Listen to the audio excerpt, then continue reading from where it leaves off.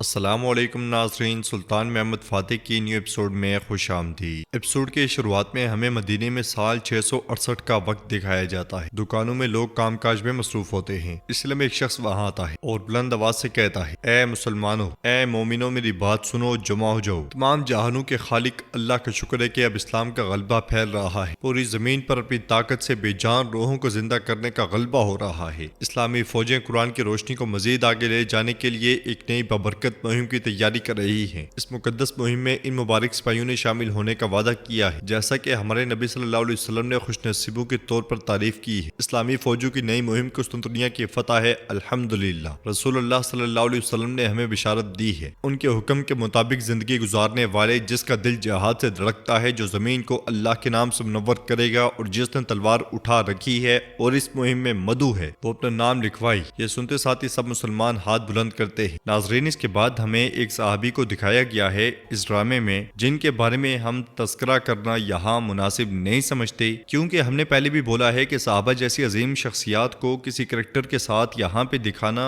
غلط ہے، کیونکہ وہ اتنی عظیم شخصیات ہیں کہ انہیں آج کے دور کے کسی شخص کے ساتھ دکھانا بالکل بھی مناسب نہیں ہے۔ اس کا متبادل راستہ یہ ہے کہ کوئی شخص ان کے بارے میں ذکر کر رہا ہوتا اور ان کی کہانی کو آگے بیان کرتا۔ ادرنی میں سلطان محمد فاتح جانشری فوج کے ساتھ موجود ہوتے ہیں اور کہتے ہیں، جو اپنی بات کو نہیں ٹالتے۔ حق تعالیٰ کا شکر ہے کہ جنہوں نے ہمارے خلاف سازشیں کی، جنہوں نے جال بنے، جن لوگوں نے ہماری پیٹ میں چھرا گھونپنے کی کوشش کی، بازنطین میں رہنے والوں نے ہم سے ایک ناقابل فراموش سبق سیکھا۔ قسطنطنیہ میں 4 لاشیں زمین پہ پڑی ہوتی ہیں، لوگ ان کے ارد گرد جمع ہوتے ہیں۔ اس لیے میں شہنشاہ نطرس اور جستنیانی کے ساتھ وہاں آتا ہے۔ ادھر سلطان کہتے ہیں، وہ جس نے قسطنطینوس کے ساتھ ایک ہو کر ترکوں کے خلاف کھیل کھیلا، وہ جس نے ہر چیز کا حساب لگایا لیکن ہمارے غصے کا حساب لگانے میں ناکام رہا، وینس سے مناتو۔ ساتھ ہی ہمیں مناتو کی موت دکھائی جاتی ہے اور ساتھ میں شہنشاہ اس کے چہرے کو دیکھتا ہے۔ ادھر سلطان مزید کہتے ہیں، یعقوب آغا ہمارا دوست تھا، وہ جانشری شیروں کا سردار تھا، وہ جس نے بنیادی دستے کے صف اول کے سپاہی کے طور پر خدمات انجام دی۔ ہم نے یعقوب کا بدلہ لیا ہے، جسے ہم نے شہداء کے راستے پر اپنا ساتھی منتخب کیا تھا۔